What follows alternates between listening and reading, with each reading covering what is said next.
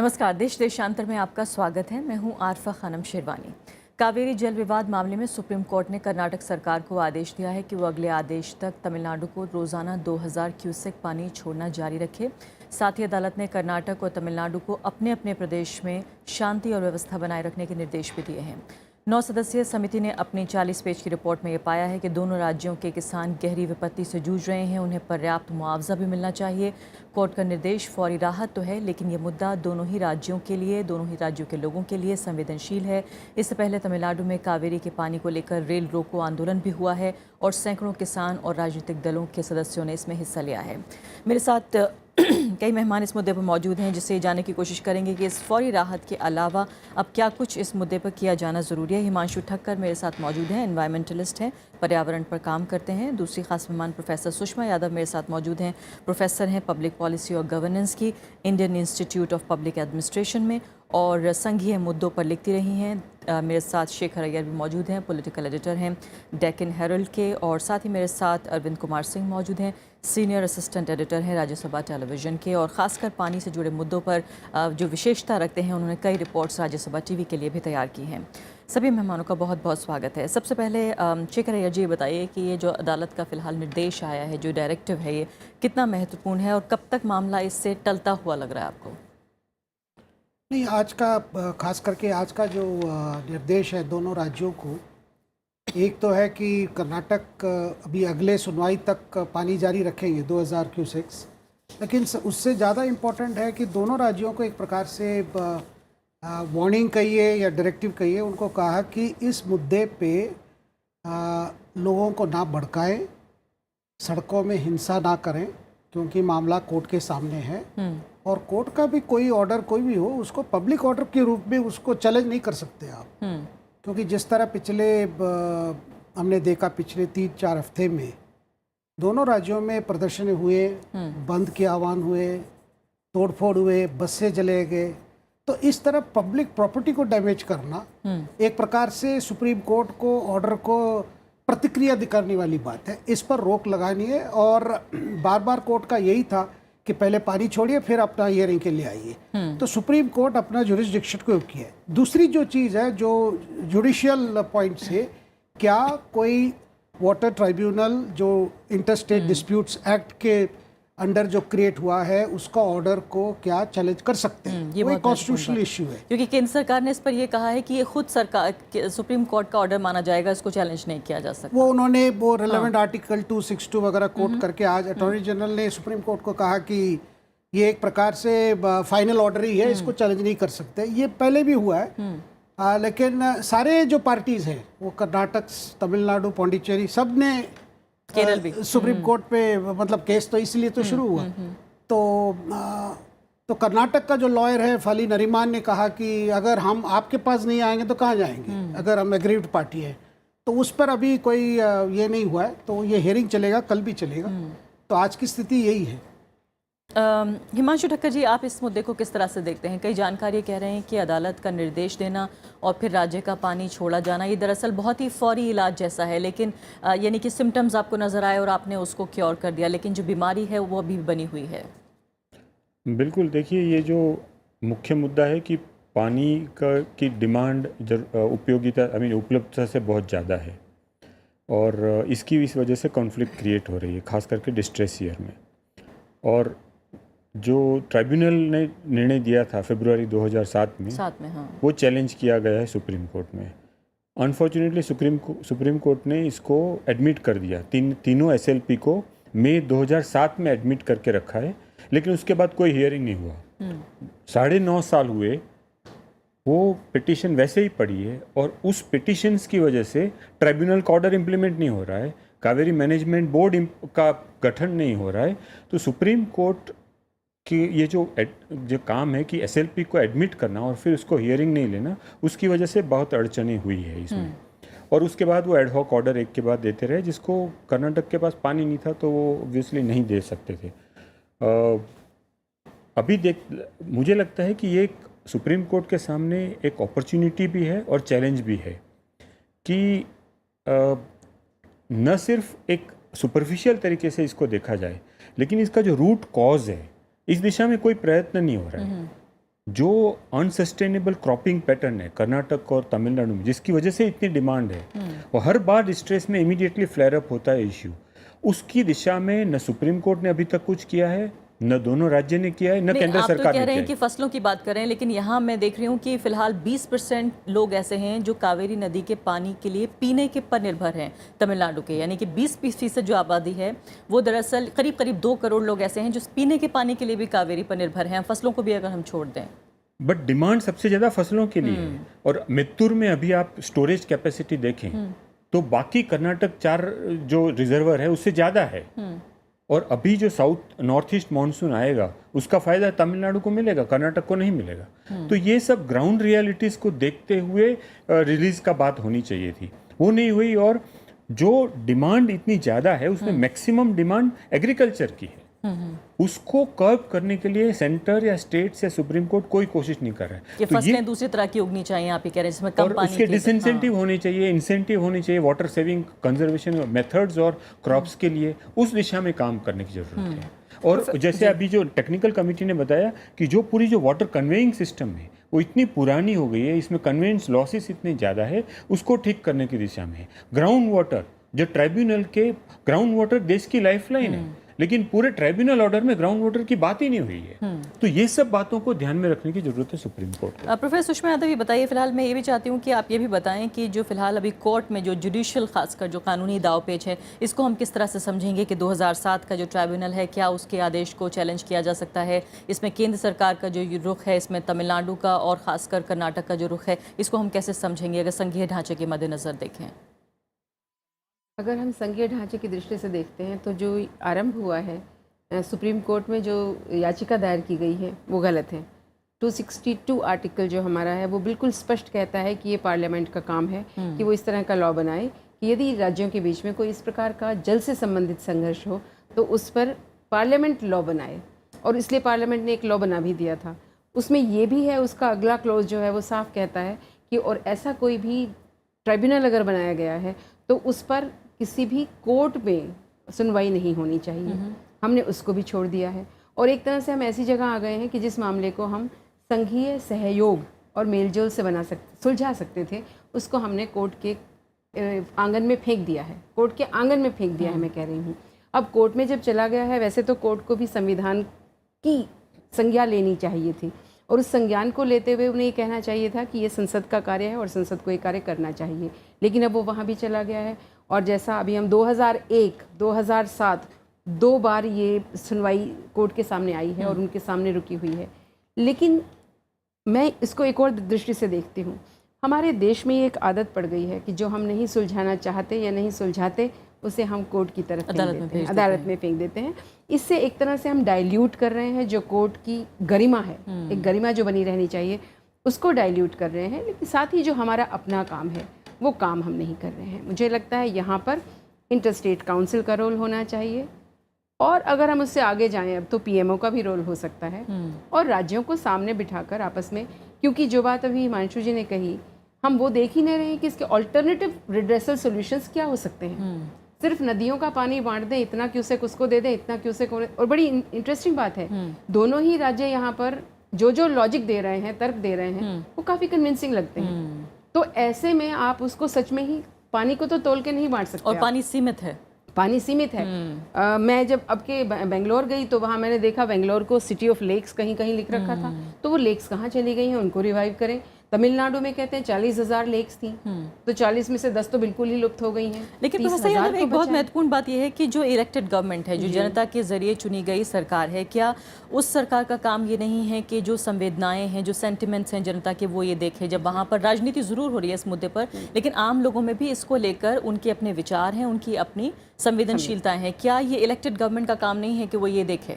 मैंने तो पहले यही कहा है। जब मैंने संसद कहा तो उसका मतलब है जनता के प्रतिनिधि और इलेक्टेड गवर्नमेंट। मैं राज्य सरकारों की बात कर रही हूं। राज्य सरकारों का बिल्कुल दायित्व है। ये नहीं है कि कोर्ट में है वो मामला और हम उसके बाद एक के बाद एक याचिका दायर करते रहें और लोगों को भी भड़काते रहें, क्योंकि ऐसा लग रहा है अभी जैसे ईगो टसल हो गई है कि तमिलनाडु सरकार की जीत तब होगी जब पानी उनको मिल जाएगा, कर्नाटक सरकार की जीत तब होगी जब पानी उनकी मर्जी से उनको उतना पानी मिल जाएगा। परंतु इस प्रकार से राज्यों की ना राजनीति, और एक ये संघीय ढांचा है, ये एनिमी कंट्रीज नहीं है। बिल्कुल। मैं बार बार यही कहती हूँ, these are not enemy states and not enemy people.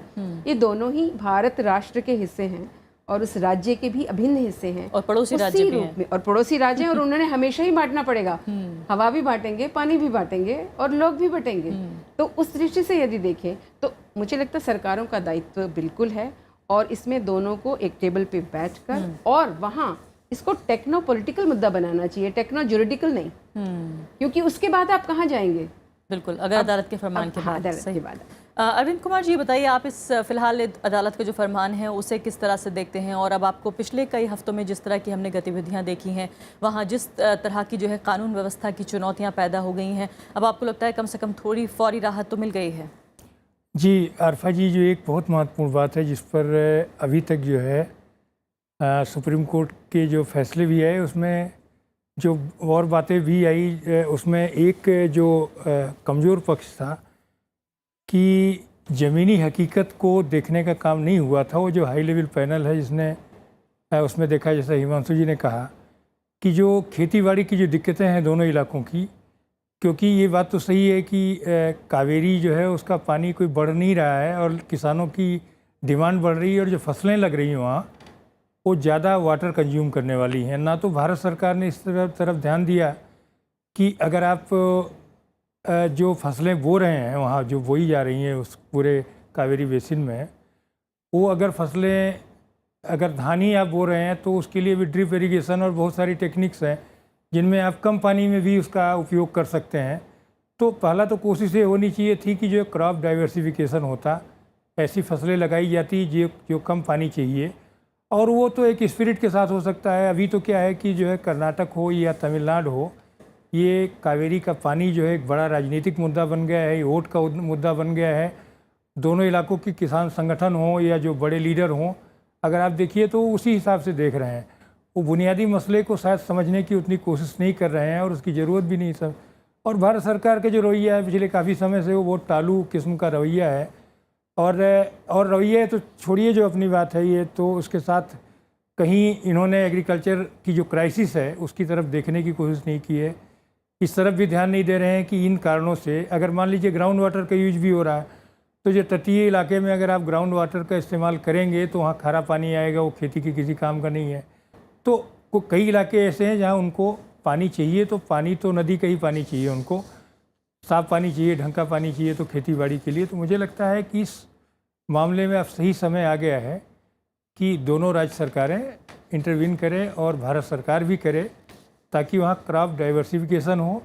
साथ ही साथ जो नई टेक्निक्स हैं, जैसे हिमांशु जी ने कहा और जो आज जिस पर बात भी हुई है, कि जो तकनीकें हैं वो एक सदी पुरानी हैं, 100 साल हो गए हैं, उसके लिए भी अलग अलग मेजर्स बने हुए हैं। तो मुझे लगता है कि आज जो नई टेक्नोलॉजी का आप इस्तेमाल करें, ताकि जो पानी बर्बाद हो रहा है वहाँ भेजने में भी, जाने में, उस पानी को बचाया जाए। तो मुझे लगता है कि ये कई पहलुओं पर आरफा जी ध्यान देने की जरूरत है। लेकिन अरविंद जी, जो बात आप कह रहे हैं वो अपने आप में जायज़ है, और अगर आज भी मान लें कि आज ही सरकार इस पर अमल करना शुरू कर देती है, तब भी एक काफ़ी लॉन्ग टर्म जो है प्रक्रिया होगी और इसका फल आने में हमें वक्त लगेगा। लेकिन अभी जो मौजूदा समस्या है, आज जो समस्या है, उसको कैसे टैकल किया जाए, उसको कैसे देखा जाए? देखिए, इसमें तो ये है, जैसे पहले डिस्कशन हुआ है, देखिए ट्रिब्यूनल क्यों बना था।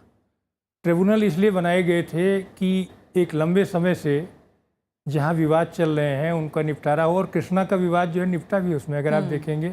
क्योंकि ट्रिब्यूनल का मतलब है कि ये बड़े बड़े जज, ये पूरी साइंटिफिक स्टडी, सारी चीज़ें करने के बाद तो ट्रिब्यूनल। कावेरी में तो ये हुआ कि उसकी इंटरिम रिपोर्ट आने के बाद ही जो है सुप्रीम कोर्ट में पहुँच गए लोग। तो ये जैसे सुषमा जी कह रही थी, विवाद अगर आपको लंबा खींचना है तो आप चले जाइए इसमें। तो मुझे लगता है कि ये ट्रिब्यूनल भी कोई बहुत फ़ायदे के नहीं हो रहे हैं, कि ट्रिब्यूनल के जो फैसले हैं, चाहे आप हरियाणा पंजाब को ले लीजिए, आप यहाँ ले लीजिए, तो अमूमन जो जल संकट बढ़ रहा है उसके सामाजिक आर्थिक पक्षों को देखने की ज़रूरत है। ख़ास तौर पर जब अब क्या है, आप कोई भी नदी देख लीजिए आरफा जी, पानी घट रहा है, और जो खेती का पानी भी है वो शहरों को जाने लगा है। आप चंबल को देख लीजिए, अब चंबल के पानी की ज़रूरत जो कि भिंड, मुरैना, बीहड़ के इलाकों की थी, वो ग्वालियर शहर में जाने लगा है जो है पानी। तो पानी तो अर्बन एरिया में जा रहा है। आप नर्मदा का पानी देख लीजिए, नर्मदा ज़िले में नहीं मिल रहा है, लेकिन वो पानी जो है आपको अहमदाबाद तक जा रहा है, वडोदरा शहर पी रहा है पानी।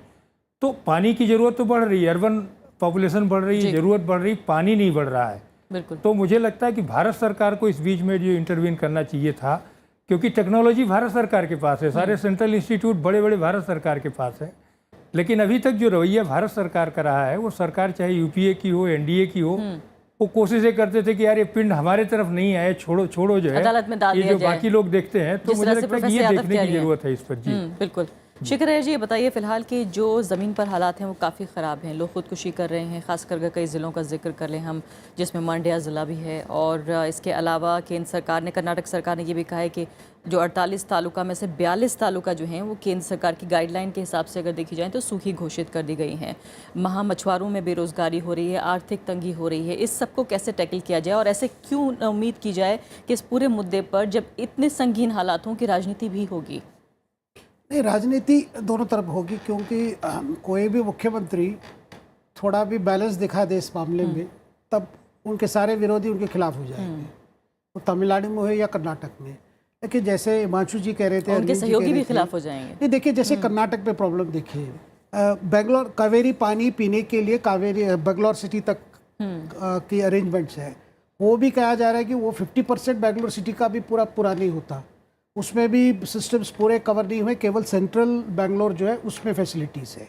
दूसरी बात जो है कि मंड्या ज़िले में जहाँ पे कावेरी पानी ज़्यादातर किसान यूज़ करते हैं, उनके वो हमेशा गन्ने किसान है सारे से, शुगर केन ही करते, और वहाँ कहा जाता है ये लेजी क्रॉप है, इसका मतलब लगा दो बस, पानी देते रहो बस आ जाएगा। तो जैसे सेमी एरिड एरियाज में जब आप और कोई जैसे ट्राई कर सकते, जैसे अरविंद जी कह रहे थे भाई मिलेट्स ट्राई कर सकते हैं आप, जब आजकल एक ये भी बन गया है कि क्योंकि ये डायबिटीज़ की वजह से ज़्यादातर लोग शिफ्ट कर रहे हैं मिलेट्स जैसे ये भी सीरियल्स में। तो वैसे तमिलनाडु में क्या है कि जब पहले ये कावेरी का सिस्टम बना था, वो चोला के राज्यों के पीरियड से है, और ब्रिटिश समय वो एनिकट भी बन गया था। वहाँ भी ये पैडी पे इतना डिपेंड करते हैं और 3 क्रॉप्स वहाँ करते हैं, तो इतने डिपेंडेंट हैं बारिश और इस पे। तो वहाँ भी क्या हुआ है कि वहाँ भी किसान को समय आ गया ये सोचने के लिए, क्योंकि जो ओल्ड एग्रीमेंट था 1924 का, जब कर्नाटक राज्य नहीं था, केवल मैसूर महाराजा और उनके बीच में जो हो गया था वो ब्रिटिश काल में हो गया था। लेकिन अभी जब फार्मर्स की डिमांड्स बढ़ गए हैं कर्नाटक में, तो ऑब्वियसली जो पुराना फार्मूला तो नहीं, वो 74 में ख़त्म हो गया। तो जब नई चीज़ें हुए, और दूसरी चीज़ मैं बताना चाहता हूँ कि राजनीति कारण से एक प्रकार से फियर साइकोसिस की वजह से ही राजनीति हो रहा है। तो दोनों राज्यों में पॉलिटिकल पार्टीज हो, सत्ताधारी हो या विपक्ष हो, लोगों के अंदर एक भय फैला देते हैं, भाई देखो आज हम कॉम्प्रोमाइज करें तो कल के लिए क्या होगा। देखिए ये जो रिक्वायरमेंट्स कभी कभी बात होते हैं, हकीकत में वो रिक्वायरमेंट्स एक प्रकार से फ्यूचर को लेकर, जैसे पड़ोसी के में होता है कि पानी पाइप जा रहा है, भाई आज आप नहीं बोलोगे तो कल वो ये भी नहीं देंगे, तो ये एटीट्यूड आ गया है। तो ये क्योंकि राजनीति करना है, ठीक है, आप लोगों के हित के लिए गए, लेकिन एक फियर साइकोसिस को लेकर आप ऐसे मुद्दे करेंगे जहां पे और मैन्यूवर भी नहीं है। क्योंकि कभी भी कर्नाटक पॉलिटिशियंस या तमिलनाडु के जो नेता है, कभी जाके ये प्रॉब्लम्स को समझाया नहीं, भाई ये पानी इज नॉट पेरिनियल सोर्स, आपको हमेशा नहीं मिलेगा, क्योंकि इतने चीज़ें फैक्टर्स हैं, आपको ये सब आगे भी सोचना है। ऐसे कोई पॉलिटिकल इनिशिएटिव नहीं हुआ है,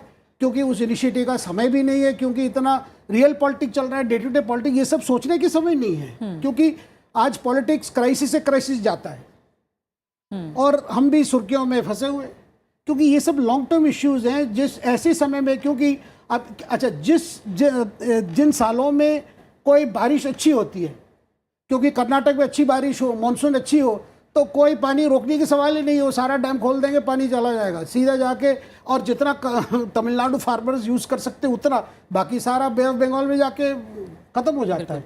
तो ये इतना जब नेचर से रिलेटेड है, इसके और थोड़ा पॉलिटिक्स तो और थोड़ा साइंटिफिकली होना है, क्योंकि ये लॉन्ग टर्म सॉल्यूशंस की ज़रूरत, क्योंकि इस बार फिर आगे जैसे पिछले साल हमने देखा चेन्नई में भी जो वाटर बॉडीज़ की बात हुई, अभी सुधा जी ने जो बता रही थी कि भाई कहाँ गए वो लेक्स, बेंगलोर में लेक्स में सब मकान आ गए। वैसे तमिलनाडु में, अब चेन्नई में जो फ्लड्स हुआ था पिछले साल, यही कारण है, जितने low lying areas water tanks और वाटर बॉडीज, वहाँ सब आपके आपके रियल एस्टेट के बिल्डर्स ने मकान खड़े कर दिए। और इस सब पे जो है वो हमारे नेताओं की, सरकार की कोई नज़र नहीं है।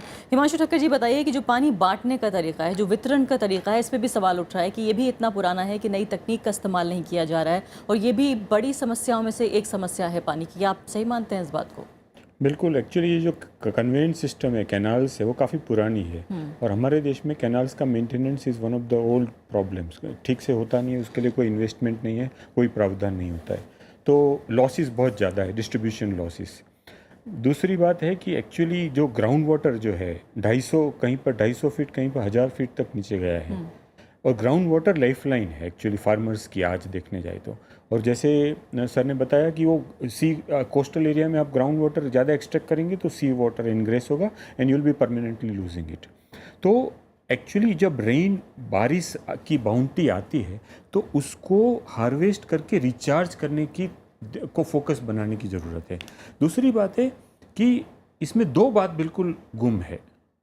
एक तो कावेरी मैनेजमेंट बोर्ड बना तो भी क्या होगा उसमें, engineering, irrigation engineers dominated board है वो, उससे प्रॉब्लम सॉल्व नहीं होगा। प्रॉब्लम सॉल्व करना है तो हमें बॉटम अप इंस्टीट्यूशनल इंफ्रास्ट्रक्चर और आर्किटेक्चर बनाना पड़ेगा, वाटर शेड से लेके फार्मर्स से लेके ऊपर तक। अब हम उल्टा कर रहे हैं, हम बेसिन से शुरू कर रहे हैं और फार्मर्स का कोई रोल नहीं है, कोई जानकारी भी नहीं है वहाँ तक। दूसरी बात है कि पूरी बात किसके ऊपर है, कावेरी पे, लेकिन कावेरी की तरफ कोई ध्यान दे रहा है? नदी के लिए क्या जरूरत है? नदी भी तो एक इकोलॉजिकल एंटिटी है, it is that is what is giving you all the water, उसका ध्यान रखने की जरूरत है। एग्जैक्टली कि उसकी तरफ कोई ध्यान नहीं है, कोई इंस्टीट्यूशन का। इसलिए ये रियल चैलेंजेस है, रेन वाटर, रिवर और डिसेंट्रलाइज्ड बॉटम अप इंस्टीट्यूशनल। संक्षेप में प्रोफेसर सुषमा यादव, ये बताइए कि अब जबकि अदालत ने ये कह दिया है, एक तरह से अनुशासित करने की कोशिश की है दोनों राज्यों को, तो आपको लगता है कि इस पे जो विरोध प्रदर्शन हो रहे हैं, रेल रोको या राजनीति हो रही है, अब दोनों राज्यों को जो है इस पर लगाम लगानी पड़ेगी? अदालत ने साफ तौर पर कहा है कि आपका काम है कानून व्यवस्था बना के रखिए। लगाम तो बिल्कुल लगानी चाहिए, और यदि जब सुप्रीम कोर्ट ये कह रहा है, उच्चतम न्यायालय, उसके बाद भी यदि हम नहीं रोक पाएंगे तो फिर हमारे सामने और कौन सा इंस्टीट्यूशनल मैकेनिज्म है जो इसको रोक पाएगा। परंतु मुझे लगता है इसको एक और दृष्टि से भी देखने की ज़रूरत है, एक संवैधानिक दृष्टि से। आप देखिए, कैनाल्स की बात अभी हिमांशु जी कर रहे थे, तो कैनाल्स बनाने का काम जो है वो स्टेट लिस्ट में है, स्टेट्स को करना चाहिए। नदियों का रखरखाव जो है वो यूनियन लिस्ट में है, केंद्र को करना चाहिए। तो क्या संविधान, जब सुप्रीम कोर्ट ऑर्डर्स दे रहा है या ट्रिब्यूनल ऑर्डर दे रहा है, क्या वो ये भी देखता है कि इन दोनों राज्यों ने कैनाल्स बनाने के लिए, पोन्ड्स बनाने के लिए, उनके रखरखाव के लिए, वहाँ पानी सहेजने के लिए क्या कोई अटेम्प्ट किया? उसकी रिपोर्ट भी मांगी जानी चाहिए। दोनों राज्यों ने अपने अपने राज्य में पानी को रोकने और सहेजने के लिए क्या क्या एफर्ट्स किए, और लोगों तक तो बात जब पहुँचेगी, मुझे लगता है लोग अपने आप में मोबिलाइज नहीं होते, वो मोबिलाइज किए जाते राजनीति हैं। उसको रोकना चाहिए, क्योंकि जल उनके कारण बढ़ेगा या घटेगा नहीं, बिल्कुल जल जो है वही बांटना पड़ेगा, और बांटना शांति से ही बहुत बहुत शुक्रिया सभी मेहमानों का। तो साफ तौर पर फौरी राहत सी तो ज़रूर नज़र आ रही है, लेकिन शायद लॉन्ग टर्म में एक हल ढूंढने की कोशिश जो है वो राज्य सरकारों को, केंद्र सरकार को मिलकर करनी होगी। बहुत शुक्रिया, नमस्कार।